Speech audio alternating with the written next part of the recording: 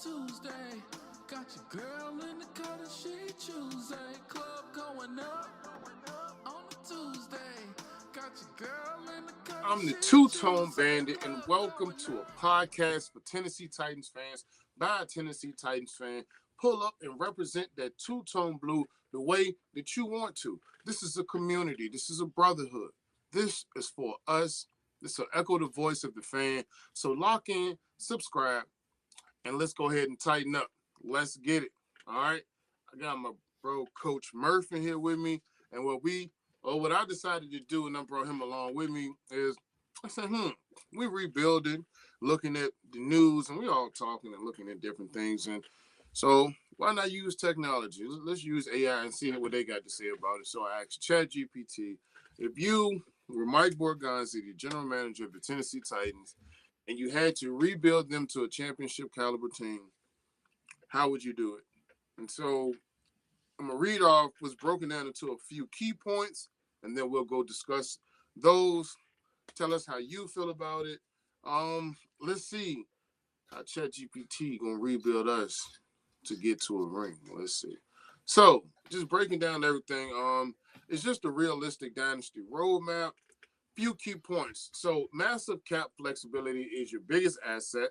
The Titans hold by far the most salary cap space in the NFL heading into 2026, north of $100 million, giving you the freedom to significantly upgrade the talent.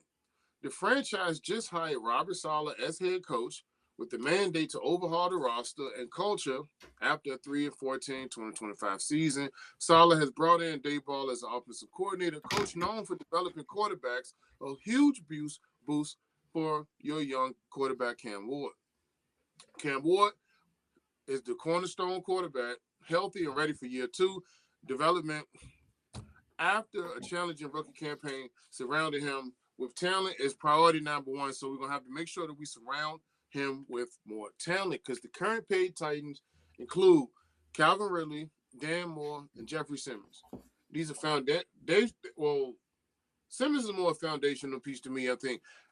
Bringing in Moore was, like you said, was essential at the time because, you needed to. I think it was the pick of the litter. And that's what it was yesterday. Because it is what it is at the time. And I think they were looking for consistency. Because, what they say, the best ability is availability, right? There you go. Yes, sir. And, then you look at the problem with Calvin Ridley. Hasn't been able to be available, getting hurt. Even when he put up it's like the quietest 1,000-yard season that you've ever seen. It happened. Yeah. It was such a soft 1,000-yard accomplishment. Like, wow, he made it. I can't believe it. But offensive line remains a clear need, especially for protecting Cam Ward. So supporting these, and we're going to have to get that in place to be able to support this explosive offense.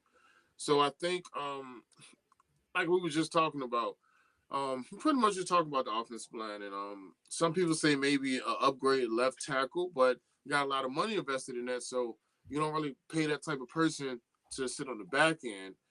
And then, maybe a swing tackle or something like that. A little depth at guard.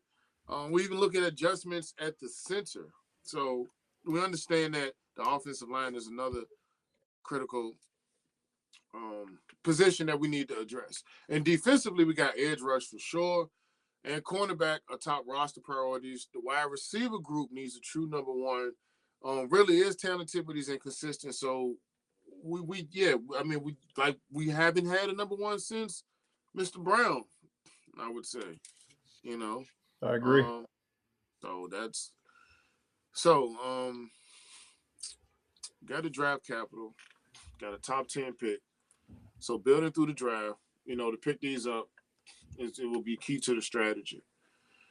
Analytics-driven decisions should dominate all acquisitions. Use advanced metrics on player efficiency, scheme fit, health risk, and expected age curve. So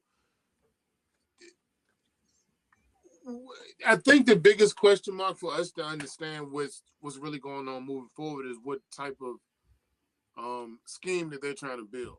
Yeah. Because you don't know what to look for. Yeah. You don't know what measurables matter at this point. You just be shooting. But essentially, like I said in the interview that Mike Borgonzi did have. He said we're not going to just fill a position of need just because we need a player at that position. We're going to want to evaluate it for sure. We're going to cross it. I mean, if that's the way it falls, then we'll get it. We'll get the best player available. We'll get what's the best fit for the team. Not just, because we need a wide receiver, we're going to just get a wide receiver. He said he's been on a lot of teams, and he sees that just doesn't work. And he's very adamant about that. So I don't think we'll have to worry about him reaching in the draft or in free agency. I mean, he's likely to make mistakes as we all can. I mean, no one's perfect, but yeah. So okay. So the cap decisions should be future friendly. Front load new contracts and avoid backloaded deals that sour when your young star needs an extension. Okay. Prioritize high-value free agents on short, flexible contracts to allow continued roster tuning if the first wave doesn't pan out. Let's see what else we got.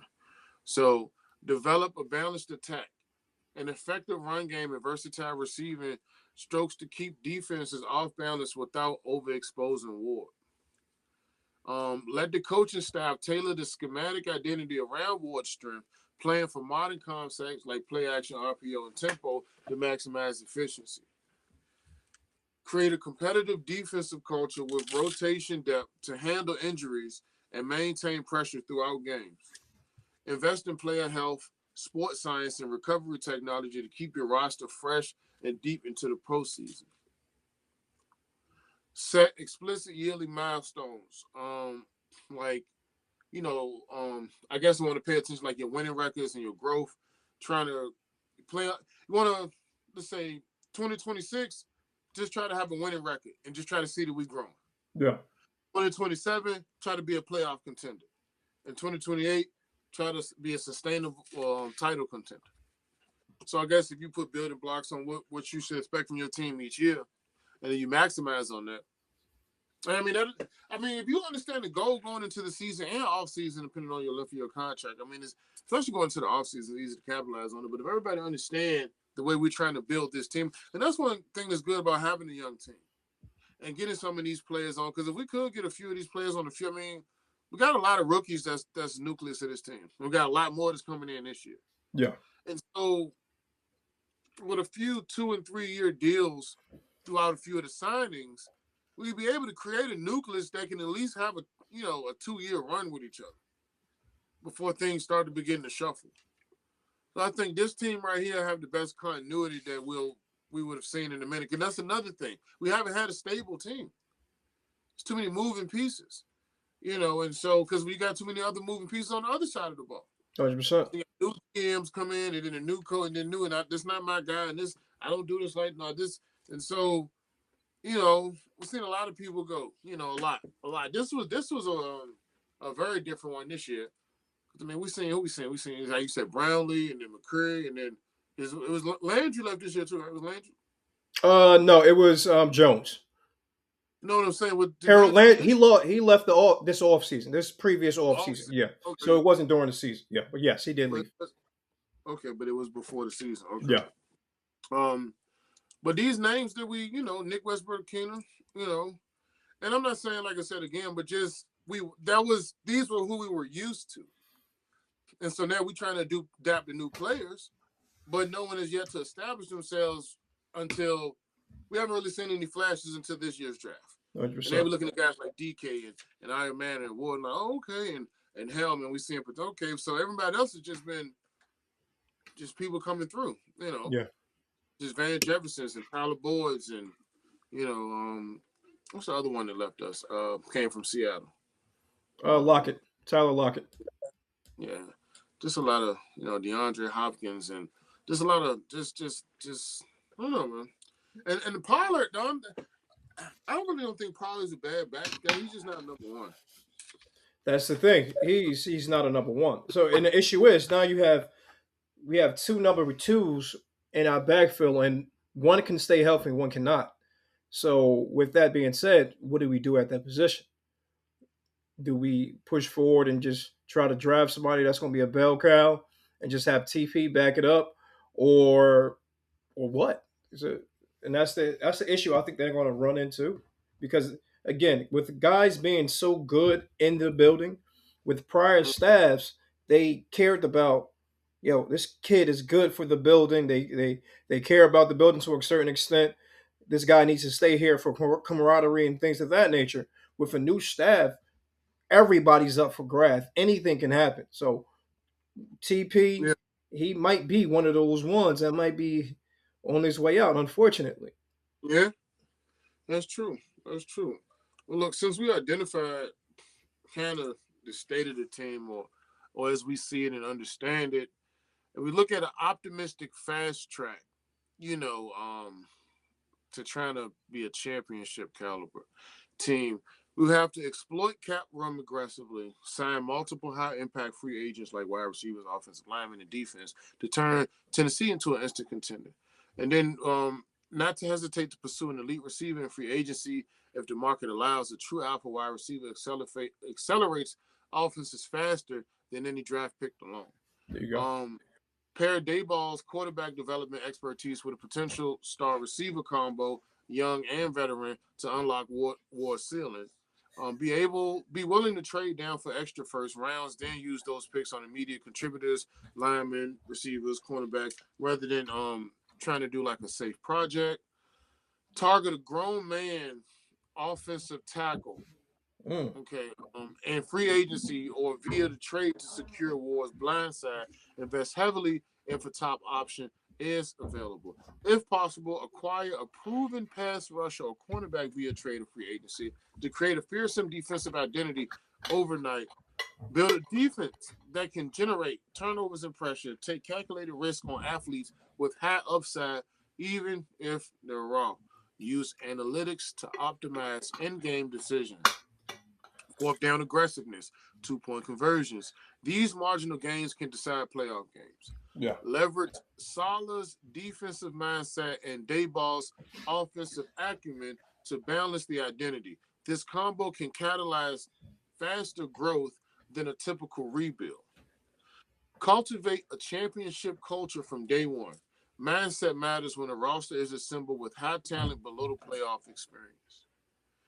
If the hopeful if the hopeful pieces align, then a breakout award, big free agency impact, and draft hits, Tennessee could be a playoff contender in 2026.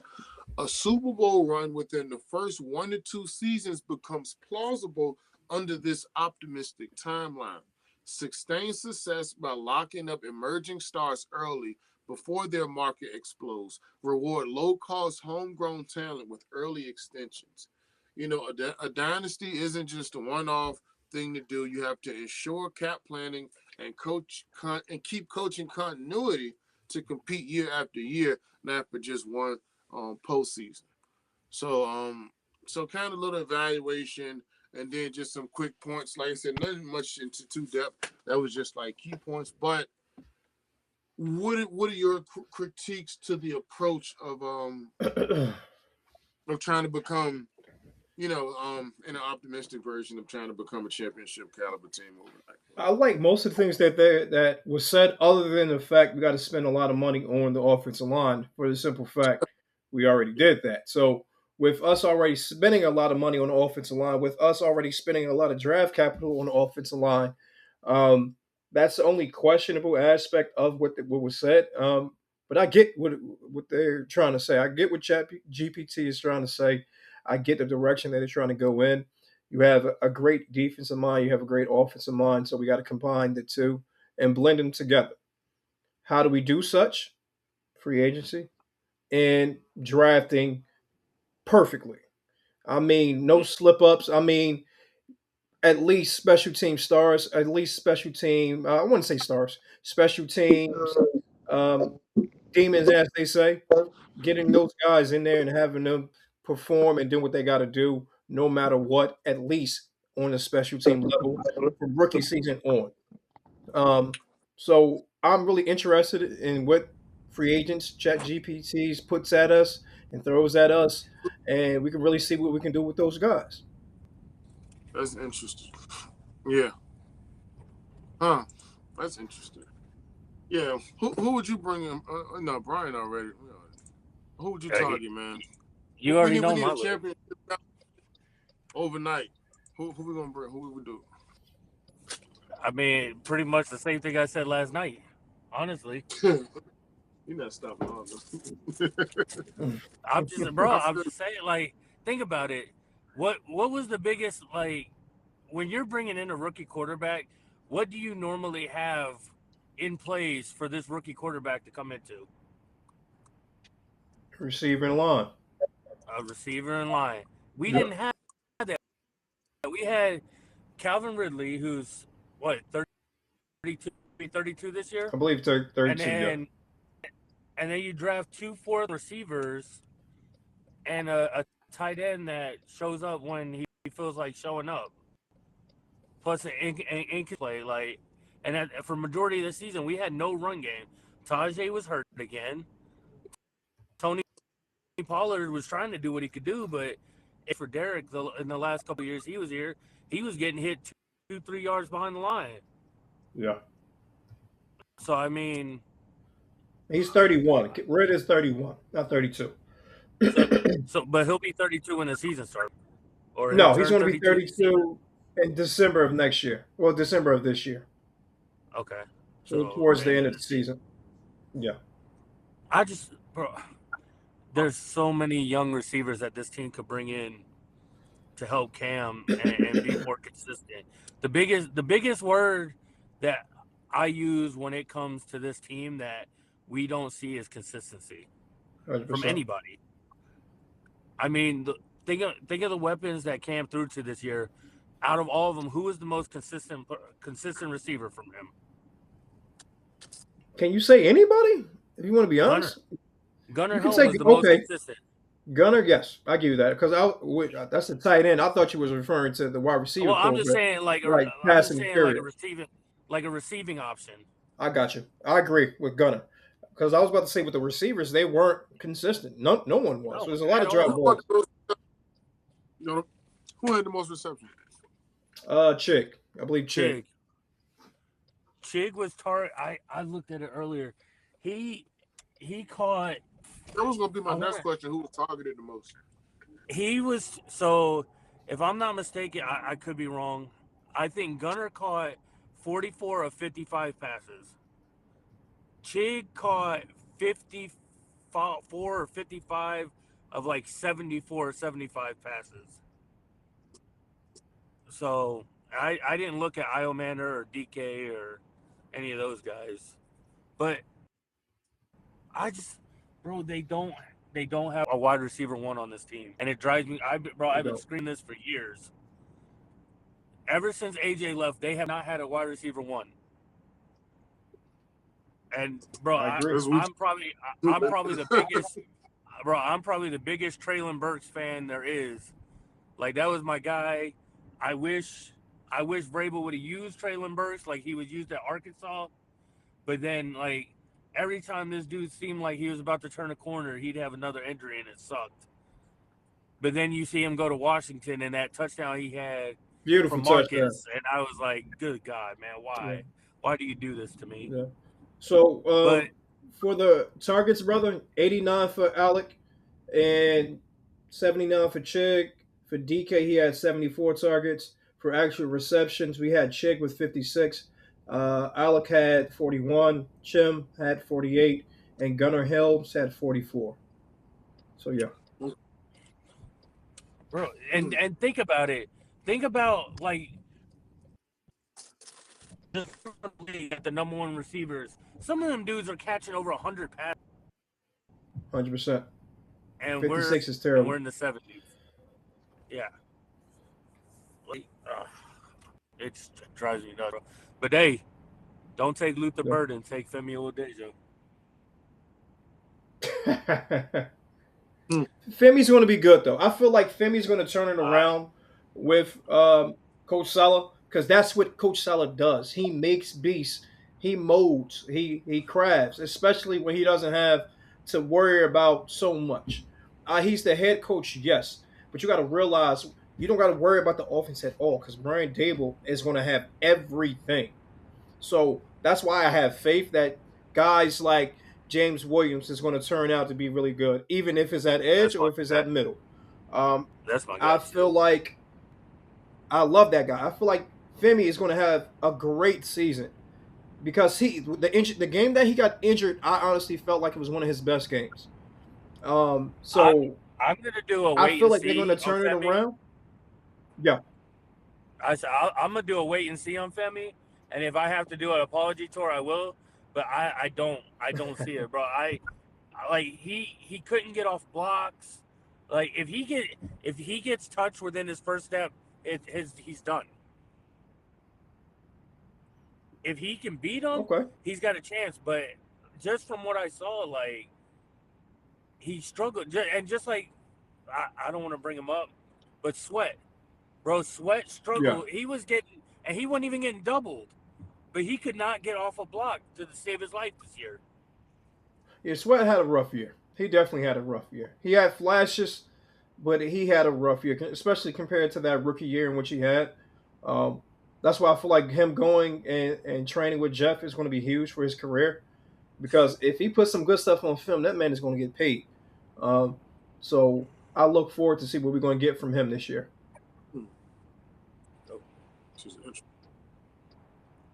Sitting there reading this stuff. And again, like we were talking about the other day, we touched on ChatGPT already. Yeah, we touched on it briefly. Okay. But again, like we were talking about the other day, guys like Chim, he's not going to be your top 3 receiver. So just like little stuff like that, the numbers that he put up and the positioning he had this year was really, really decent. Of course, those drops killed us, but I feel like he's going to be good. I feel like he's going to be more impactful as a returner, and I can't wait to see that. Or as a gunner, and I really can't wait to see what he can do on special teams. Calvin, I don't know. Mm-hmm. I could see Chim as our slot receiver. He's not the size of one, but the speed he has coming out of the slot, bro, I'm telling you. You're going to think I'm crazy. You're going to think I'm crazy. But I have so much faith in Recepo. I know you're going to say bro. It's something about Recepo, the way he plays, the grit, the determination. He's not like Mason. He's what we want Mason to be, if that makes sense. I really have faith in Recepo. Of course he's small. Of course somebody say he's slow and this, that, or the third. But the man, when he's open, he's open. When he's on that field, he's going to get open. What he's going to do when he gets the ball is a whole nother story. He rarely drops the ball. He's always catch and go. He is definitely a dependable receiver. So I would love to see what we can do, even if he's 2 on the depth chart when it comes to the slot. But I personally think he's a better slot receiver than Chip. And that's just my opinion on it. You know what, though? Yeah. Like, see, when we be talking about stuff like this, a lot of stuff we noticed over the years, I think we got a coaching staff that's actually to get it. Agreed. It's like, because you know one thing about being a Titans fan though, you feel like you be tripping because you're like, how do they not see? Like, I'm a fan, and you getting paid. How do you not see this? Like, why are you doing anything different than what works? What are you doing?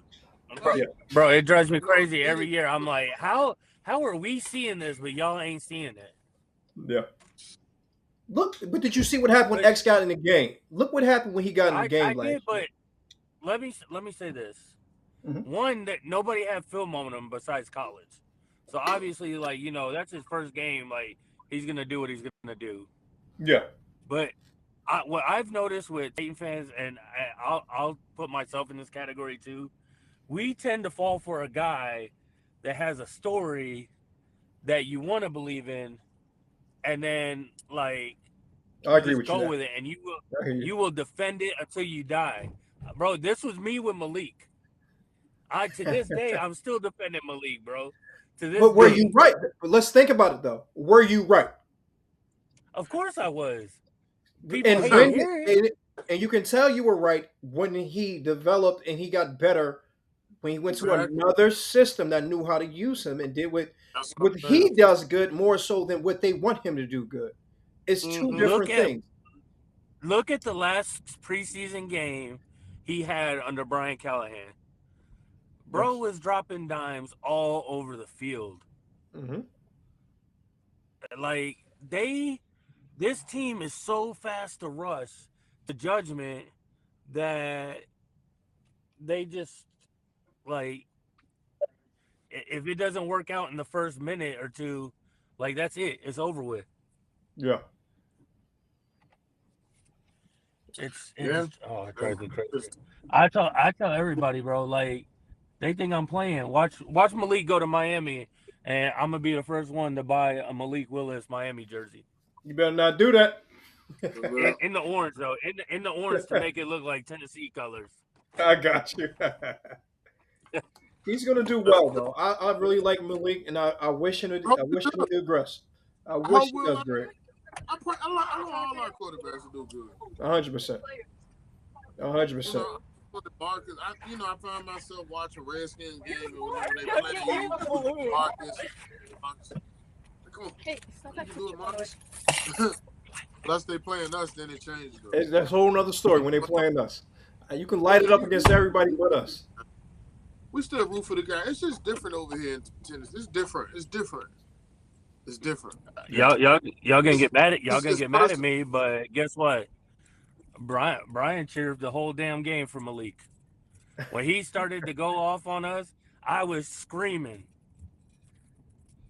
Because I knew the second he got named the starter for that game, I said Malik's gonna come back here and he's gonna tear us apart. He's gonna light us up. I think everybody saw that coming, and it just sucks. But we saw it coming. And we just had to brace and just take it.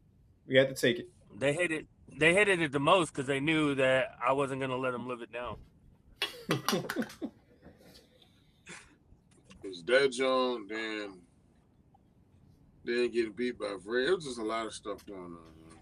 That Braves game was terrible, man. And the fact that we don't have them again on the schedule this year, and we got to wait until the playoffs. I'm going to speak it into existence. We're going to be in the playoffs, and we're going to play Braves at some point in time. Sure. And I got a feeling it's going to be in New England compared to in Tennessee.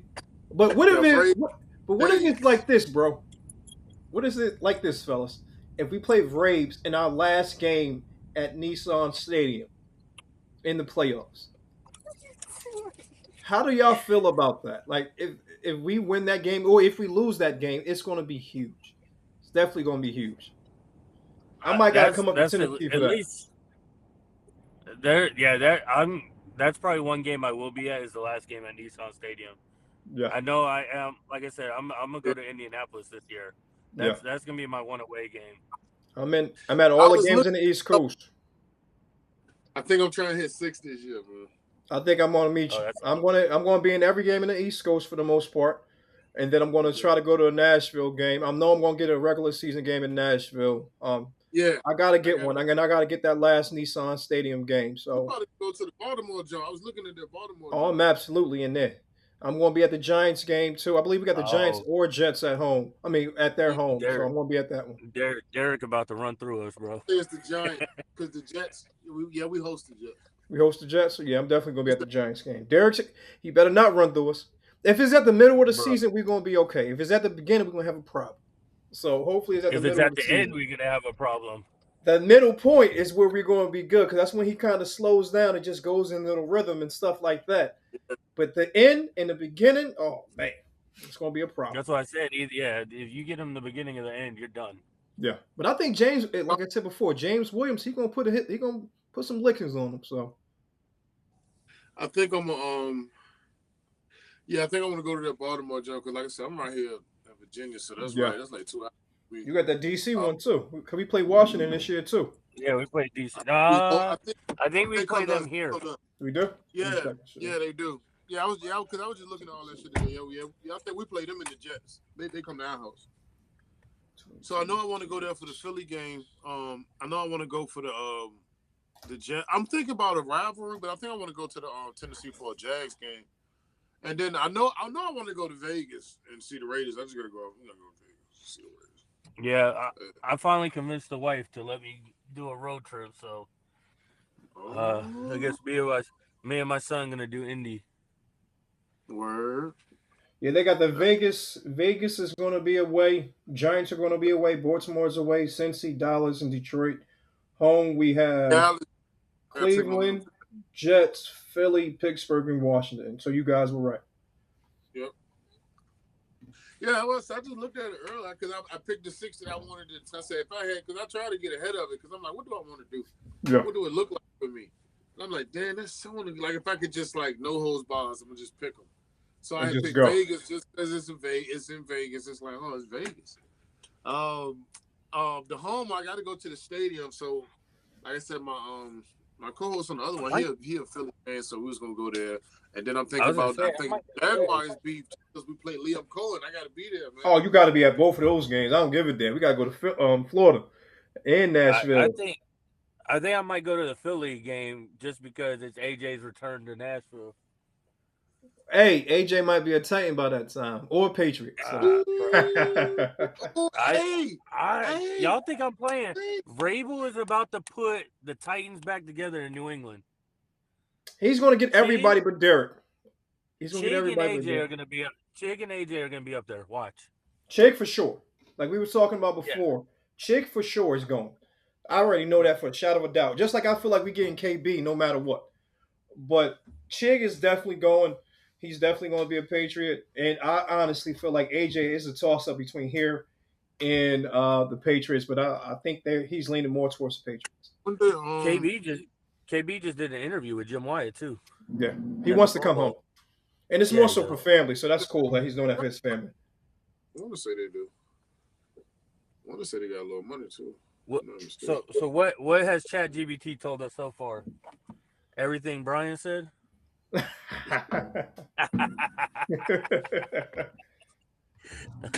Actually, they said that we got to put up money on the offensive line, brother. I don't think you said that, though. Nah, hell no. I'm so tired of seeing the Titans have drafted offensive linemen out of whatever school. Bro, I'm so tired of that. I'm tired of signing all these bum-ass tackles. God. Yeah, well, maybe we got a new coach. We got people with better perspectives now. Maybe we'll acquire better talent. Yeah. Forward. You know what we gotta do, brother? We gotta go through free agency for each position and see which free agent you think we're gonna get for each position. If we can do that at some point in time, that would be cool. Bring Marcus home. I'm actually getting ready to do that on my other I told you I do the other one. Yeah, you was telling me about it. The regular because that's actually what I'm doing next. Well, it's Club 32. So the first segment was going to be I was going to do Club 32, top 32. So I was going to pick our top 32 pending free agents overall. Yeah. And then it was going to go down. Then the next segment was going to be I was going to go on top free agents, top 10 free agents by position. So go to each position and then break down the top 10 free agents for each position. Y'all saw who PFF has the Titans linked to in free agency. It was Juwan and who else? Juwan Jennings, Nakobe Dean. Oh yeah, we saw that. Yeah, we talked about that. Who's the last one? Phillips. Yeah. Yeah, Jalen Phillips. Hey, I'm telling you, bro. Give me Jalen Phillips. He's still young, bro. I hear you, but it's just I don't know. I'm not excited about that. Let's put it that way.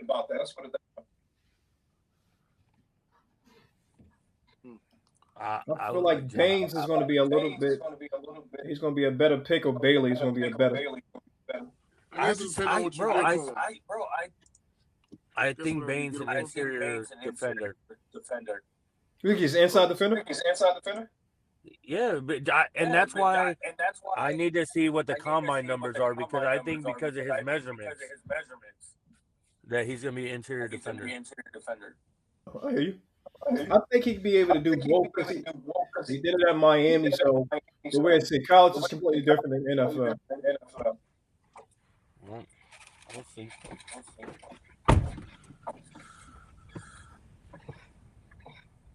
All right, I'm ready to bring over some shit. I got some positions for y'all. Let's get it.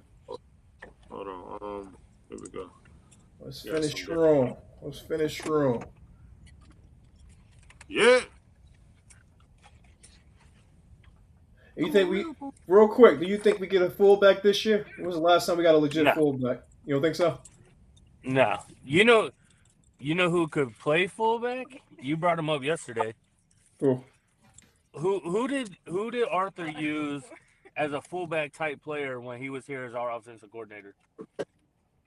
He used Blast. Well, he used Blast, but who is the main player he used as a fullback type player? And he even handed off out like with him. I'm trying to think. It was Blast. He's currently a tight end? Well, it was a tight end. Who, Jonnu Smith? Jonnu Smith. Oh yeah, Jonnu played. He played running back. He didn't even play just full. He played running back. They had him line up at fullback. They had him line up at fullback a little bit too. Davis Washington will be a nice little. That's a Jonnu type guy right there.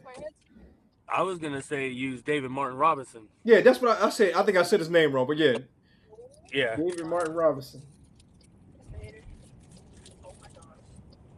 All right, look. I'm gonna run these Jones down. We're gonna break it down by certain positions. She only covered like 7 of them. Okay. I guess you feel like we're good everywhere else. Or he, I'm assuming that she would be gender biased. They.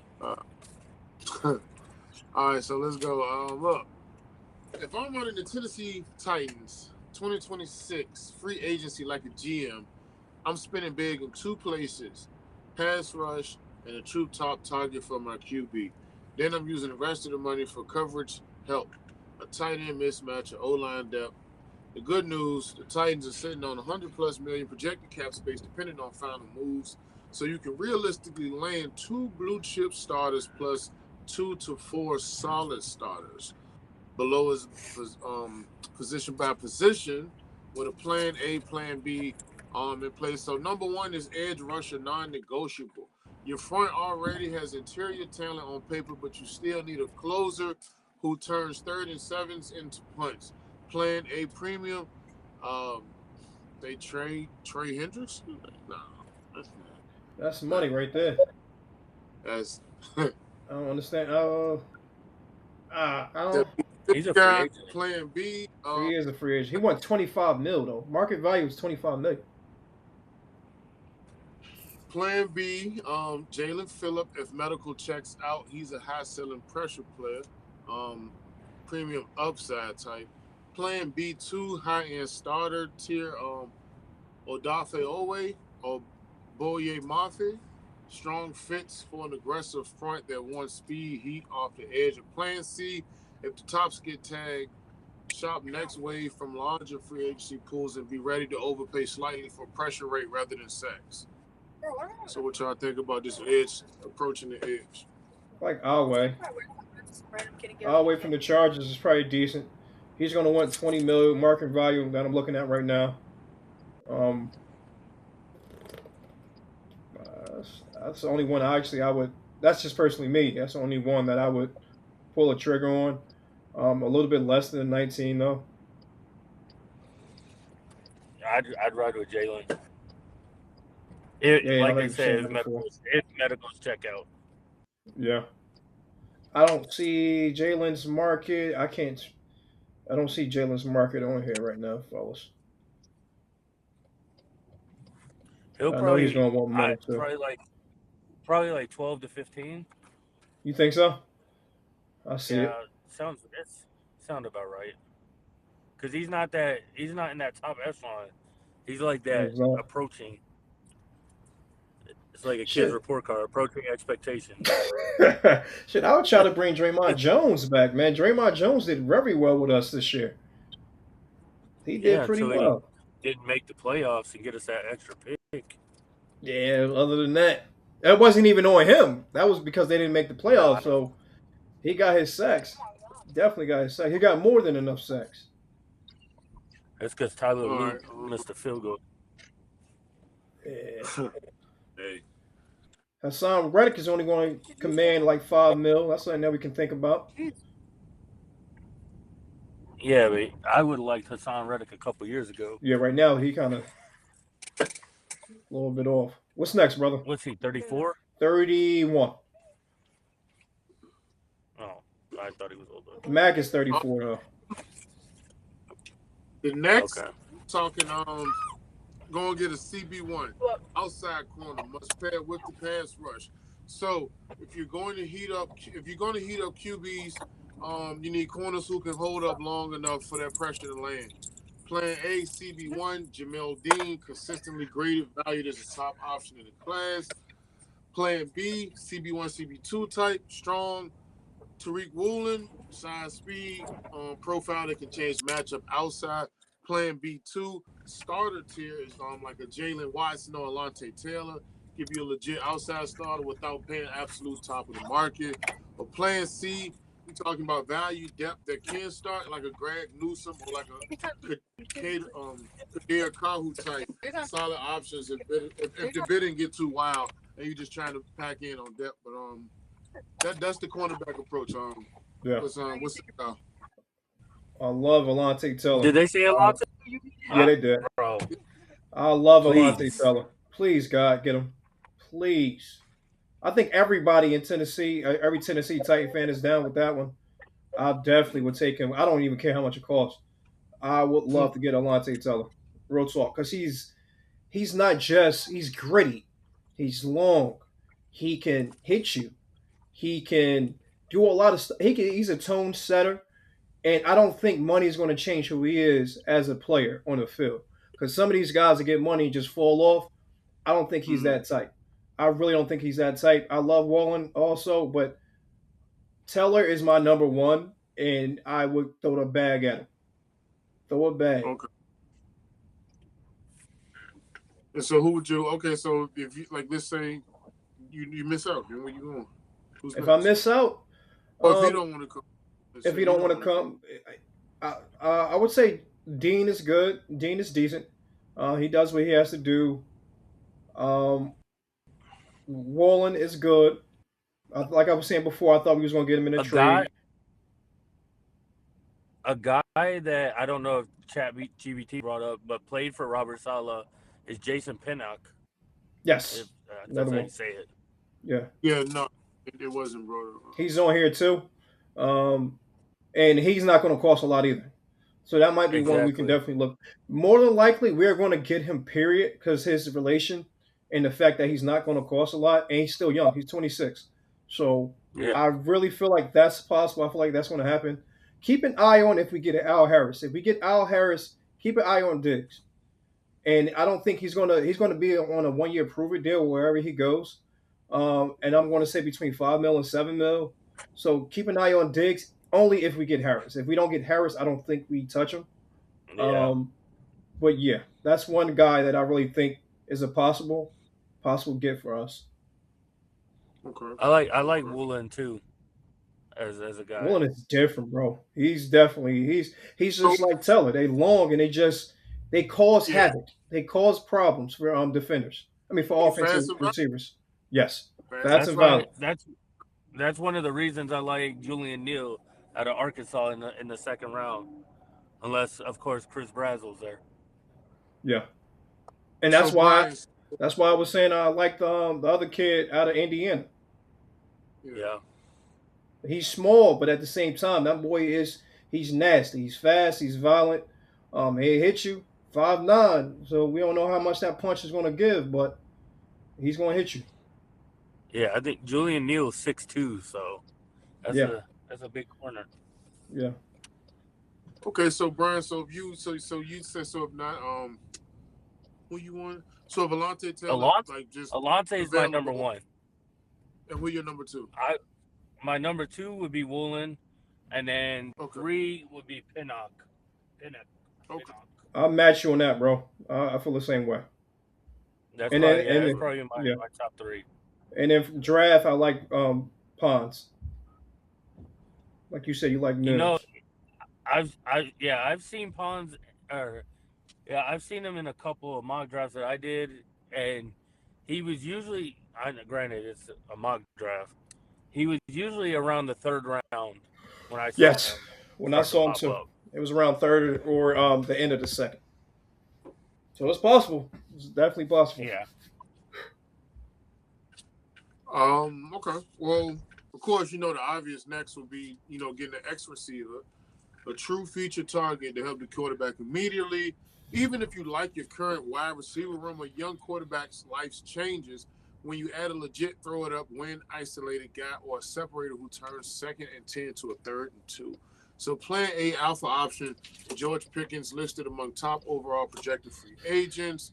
Plan B is a vertical role clarity type, like an Alec Pierce, strong field stretcher boundary if you want structure to your wide receiver roles.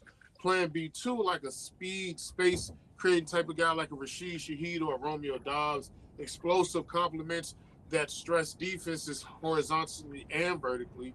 Plan C, a veteran reliability like a Christian Kirk, chain mover slot inside and out utility if you want easy throws to stabilize the offense. High risk, high brand splash, only if the price is right. They mentioned Mike Evans still a problem in the red zone, but age and price has to make sense. He's not leaving Tampa Bay, but no, he want to leave, bro. But that's what I was giving for the wide receiver options. He's leaving. He's leaving. He's done. He said he wants to leave. Mike Evans. Well, he didn't say that openly like that, but he was saying, yeah, he wants to get out of there. I'm shocked myself, but yeah, he wants to get out of there. All right. I personally don't think Pickens is going to get out of Dallas. Yeah. I think after last year's debacle with Micah, I think Pickens stays in Dallas. Pierce is going to cost anywhere between 25 and 30 mil a year. What's his market, bro? To go up that high for him? 20. Right now it's 20. Maybe. Believe it or not, when you see who's second on that list, remember I told y'all yesterday, second on this list for market value, it's very surprising to me. And I want him on this team, but I don't think we're not going to pay this money for him. But go ahead, Brian. You can finish yours, brother, and I'll tell you about it. I know exactly what you're talking about. He's one of my top receivers. Yes. But if I had to go in order, I would take Pierce. I don't think they're going to pay him the money he's going to want. I would love Romeo Dobbs, and then of course I'll down that hill too. Yeah. Bring Juwan home. I feel you. So I'd go in that order. I feel you on that. It's just, yeah, I like that order. I like that order for that you pushed out, especially Dobbs, because Dobbs is I didn't realize Dobbs was only 25. Pierce is only 25 also. Dobbs has done more than Pierce to me. Alec seems just like a deep threat from what I've seen.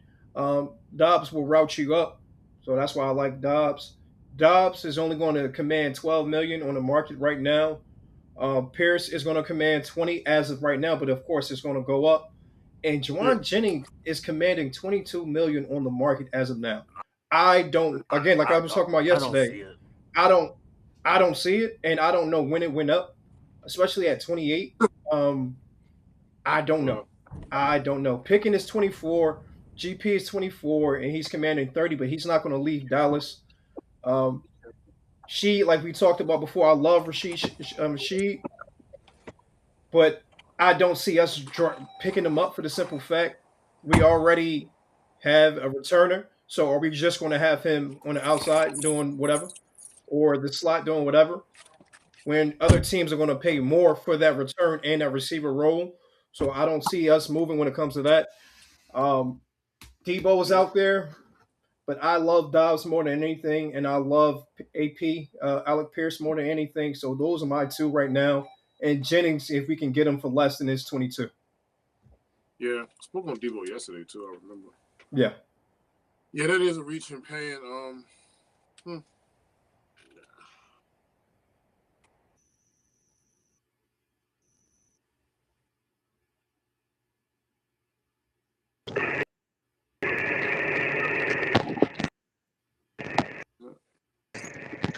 I'm trying to see. It's not a lot of receivers actually available. All right. Gabe Davis is available. Gabe Davis has a relationship. He has a relationship with Brian Dable, so that's something that we can keep an eye on. Also, he's not going to command that much money because he messed. I wouldn't say he messed up. It didn't look good. So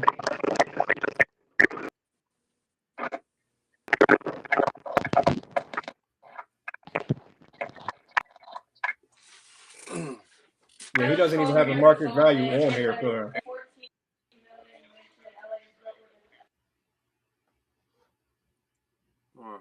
Okay. Well, so the next one was start jumping into the tight ends. Okay, let's get it. And he was talking about, let's see who they get right here.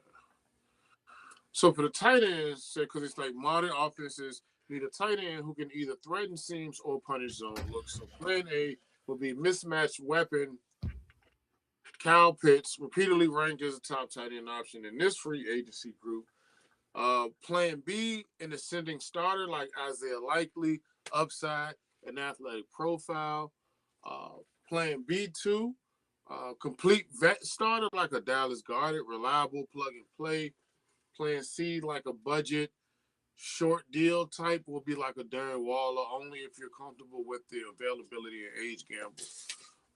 So that's so they would to go with the tight end approach. Yeah. What's it? Of course, I love Pitts because especially with his age and his talent set, I feel like he hasn't even tapped his talent set yet, or his potential yet. He hasn't even touched it yet. I would love to get him, but at the same time, I don't know if I want to pay 10 for him. It depends on where we allocate our money other places. Um, Isaiah is going to want 8 mil from what I'm looking at a year right now, which is pretty decent. But does he want to go to New York? How's that relationship with John Hardball? So allegedly it wasn't good. So, Yeah. but again, we don't know what's going on in that building. So that will be a nice little pickup. Realistically, I see Dallas Goddard on a 2-year deal for that 6 mil because his market is 6 mil right now. I honestly see that, and I think that would be a nice fit. So yeah, I would say Dallas is number one for me, and then I would say in a dream world Pitts, and then in a dream world Likely. Yeah. Okay. We already know where you stand, bro. Yeah. I'm gonna keep beating the drum. Hey, that's how it is. Yeah, I mean that's not some bad. I mean, honestly, bringing it in there. I mean, for the right price. For the right price. Definitely a good position. I mean, he said, assuming that Chig going to go to New England, I mean, pairing any of those guys up with Gunnar Helm would be pretty decent. Cade Otton is also available, and I just saw this, and I did not know. I think I'm not sure if you said that or not. I did. Otton is available from Tampa Bay. That's a Dable guy, so keep an eye on that too. So I will keep an eye on Cade Otton, who he's going to command 8 mil. He's only 26. He's coming off a nice little injury though. Played 3 years, so that's kind of interesting. And you compare him with Dallas Goedert. So that's just keep an eye on that. I can see that happening, possibly. But again, how do we feel about Gunnar? How do we feel about the other guy we got on there, Robinson? And like I said before, I love Robinson, so I would want him to get some burn. But we don't know. This is a new regime. We don't know what they want. We don't know yet. Yeah. Yeah. I think Cade Otton and Gunnar. All right, and Gunnar Helm would be like a nice combination. That's like Dalton Kincaid and Dawson Knox. 100%. Yeah. Yeah, this is. I like that. And they're young too, so you won't have to go to the old experience of Goddard. Because Otton does the same thing that Goddard does, but he's just a little bit younger. He's going to want a little bit more, but at the same time, it might be worth it for the longevity effect of everything. Okay, so look, the next position is the offensive line depth, like a swing tackle or like adding a guard. So even if you don't start a free agent offensive lineman, you need one tackle who can survive a month of injuries and one interior lineman who can keep the pocket clean. Yeah. So like a swing tackle, like a a Cam Robinson, or like a Rob Havenstein. I hope I'm saying it right. So bring him in for so Cam would be like a left tackle option. Rob would be a veteran right tackle stability. The guard, like a starter or a 6-man, like premium depth, like they say like a Wyatt Teller, high end guard talent if you want to spend, or plan B, Dalton Rasner if you want smart steady value, or maybe even like Joe, Bentonio. Great player, but agent price must be short term only. So that's what they're doing. Left tackle, maybe somebody like a Cam Robinson. Shooting right tackle for veteran stability, or Rob Havenstein. Now, I know we already got money now. I'm just running them back. Wyatt for the guard positions, a Wyatt Teller, Dalton Rasner, like a Joe Bentonio. Brian, what you got, brother? Bro, honestly, I liked what I saw from Udo when he was out there.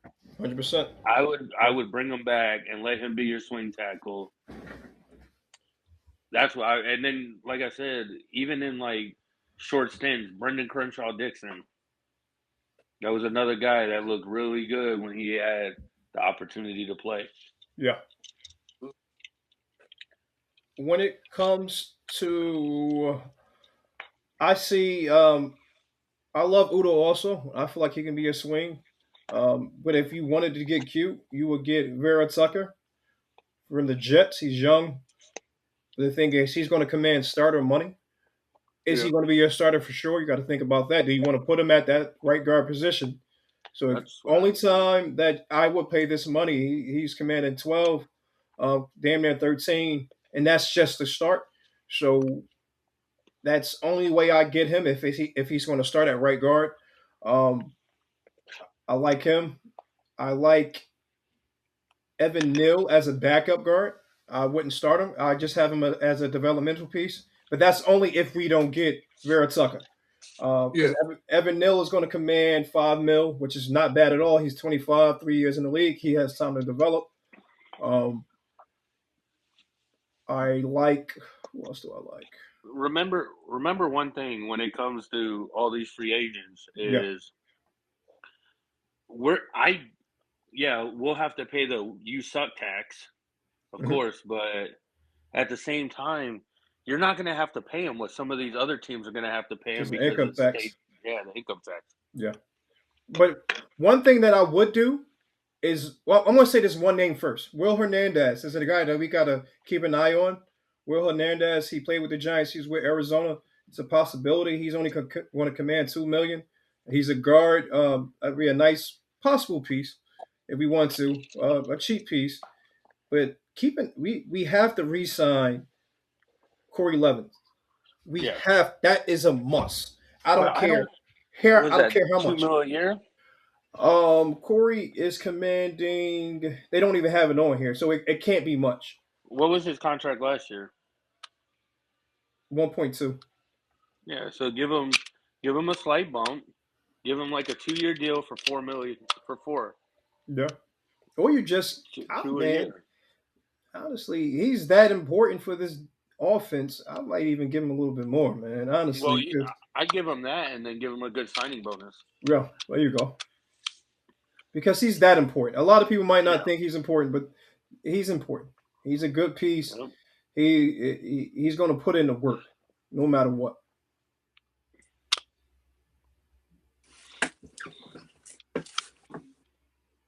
I think we got Edge, right? We got Edge next? No, the next one is the running back. The running back position. Edge was at the beginning. It was at the beginning, right? Yeah. It was at the beginning. No, I'm reading this. For the running backs, got said if you got somebody elite that's available, especially for the right number, you can go for like a Breece Hall type, be a top option in this class, or like a Javonte Williams, physical tone setter when it's healthy, or Kenneth Walker III, explosive runner, but price has to match the role. I mean, those are three that they gave me on that one. And just to wrap it up, because I mean, it's the last one, is a safety linebacker type of combination. It's situational, depending on who you want to keep. So you kind of can finish up the roster at, after your main moves. But looking at like maybe bringing in, like you said, safety, like Kyle Duggar, maybe box coverage versatility, or plan B like a Jalen Thompson, steady starter profile. Linebacker wise, looking at a Devin Lloyd if you want range and upside in the middle, or in the Kobe Dean, competitive, play fast type, but cost dependent on availability, like passing the medical, because that's one thing a friend of mine told me about him and Jalen Phillips, the Eagles fan, is that they just, it's all about it being available. Like when they injured a lot, say when they available, they play for sure, but when they're not, that's the issue. Yeah. I wouldn't mind Devin Lloyd. I would replace Cody Barton with Devin Lloyd. I think Cody Barton is too slow. See, my issue with that is, what's the point of getting a Devin Lloyd when I can get a Jacob Rodriguez in the draft? So that's my thinking process. Yeah, but are you gonna start a rookie with absolutely with two young guys? Him? I would start got two young guys. So that's the thing. Rookie, it depends on who the rookie is. I would start him because this kid don't play like no rookie. He was a quarterback in high school. He got scouted as a quarterback. And then that's when he transferred over to the linebacker position. I believe he was at Virginia Tech or Virginia as a quarterback. That's when he transferred over. So that's why I would take him personally, because he's a smart kid. He's rangy, solid on the sideline. You ain't going to beat him. It's not going to happen. He's not going to miss tackles. He's like Kevin Winston Jr. when it comes to missed tackles. He's not going to miss a damn tackle. So that's my opinion when it comes to him. And I feel like look out for guys like Jimmy Ward, because he has a relationship with Salah. So he's long in the tooth, but he has a relationship, which would be interesting. If we go to KB, then Hook is going to bounce down, and then Kevin Winston Jr. is going to be our number 2. So I don't know how I feel about that, but that's a possibility on there too. Mm-hmm. I have an idea. What's up? If you're not comfortable running Marcus Harris out there as your nickel, that's a spot you could potentially put Kevin Winston Jr. You saw what happened in the game that he got smoked, bro. That's the thing. Yeah, but it's all about the development factor. That was also the first time he had played in a position like that. 100%. I agree. And there's a lot of linebackers like Quincy Williams. He is a solid guy. He's going to want $10 million though, so that's going to be the only questionable thing about it. But just keep an eye on that one also. Quincy Williams. A lot of these guys, what they're commanding, I feel like you can offset with cash too. I hear you. I agree. Put it all in a bonus and go from there. Leo Chanel is up. I feel like a lot of them are gonna. The biggest number to a lot of those guys is annual and guaranteed. There you go. I agree. So, if you could guarantee them the money, and like I said, put a lot of it in a signing bonus, then I think you'll be all right. It should be copacetic. How y'all feel about But how do y'all feel about what's his name up here? Javonte Williams. The running back. If I had to pick out of those three, I would go Breece, Kenneth, Javonte. Yeah, but Breece is the guy. I'm telling you. But Breece that's the thing. If we get Breece, TP is going. You can keep Spears. Bro, I told you yesterday. You did. You saved $8 million by cutting TP. And that's basically the contract for Breece, because Breece is going to command 10 at least. And like you said, it's going to offset. So Kenneth Walker is that hammer that we didn't have in a long time, though. So that would be cool to have. Both of those are young guys, third year in the league. So running back is kind of iffy, but it can get interesting. Oh, don't forget though, there's a relationship with Isaiah Pacheco, so keep an eye on that also. There's a relationship out there. I know they say we only have $100 million, but yesterday when I was doing the math, we could add another 50 by some of those cuts. Cuts and restructure. I'm telling you, March 15th is the day to watch out for because 4 players that could potentially get cut all have bonuses due that day. So I see it too. I was looking at that. And the restructure, like I was saying before, if Pete restructures Hook and Simmons, if they redo their deals or get extended, they're going to needs get an extension. Yeah, if they get extended or if they restructure their deal, that's an extra $30 million right there. I would potentially do Jeff's deal next year because he still has risky. I know but he still has 2 years left on this current deal. I hear you. So, all right, let's get it out of here. Let's get it going. Interesting, man. And look, busting down the whole just a little recap though. So like just to give you like just a little quick what happened. I mean, we went through some of the names, but the GM order operations was sign 1 premium edge, sign 1 starting outside corner, add a feature pass catcher or tight end, add an offensive line swing tackle and add value in the guard or depth to the guard position. And then running back, safety, or linebacker based on price and what you retain internally. I'm sorry. So yeah, I mean that's pretty much everything that we know, what we see, what we understand. Some of the choices we understand, where we want to lean and where we want to go, depending on who's available. And we're just gonna have to see how the chips fall. And then who knows? It could be some other cuts that we don't see coming, or some other people. Like, is there any surprise cuts that y'all could see coming that could change your mind in some of these positions that you're looking at? I personally wouldn't call it a surprise, but Kush is a possible. Hook is a possible. I don't think Hook because he just signed. If another team cuts somebody who isn't currently said to be a pending free agent. Oh, you talking about like that? If a surprise person hit the market that you don't see right now. Yeah. I saw a report today. I don't know if it's true because I think it was a fan that put it out. But Miami's moving on from Tua. That's not even interesting to us, though. But I know, but that's a $99 million dead cap hit. That doesn't make any sense. Yeah, that's like cutting AJ. It doesn't make sense. It doesn't make sense. It's wild. Honestly, I saw somebody propose a trade the other day. I brought this. I don't know if you saw it. They said the Titans get Jalen Waddle and a 7th for Alec Iomanner and a 2nd.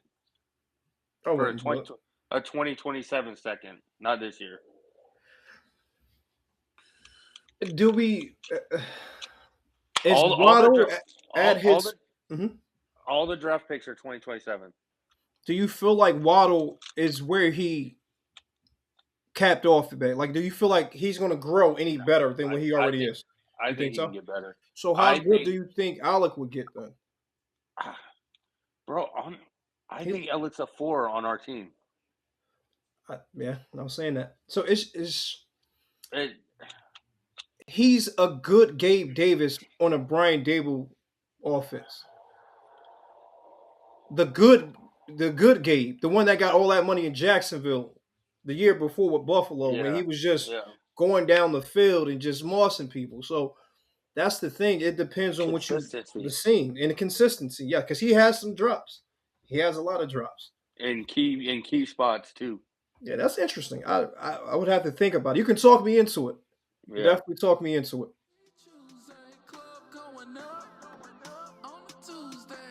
Got your girl in the cut and she choose a club going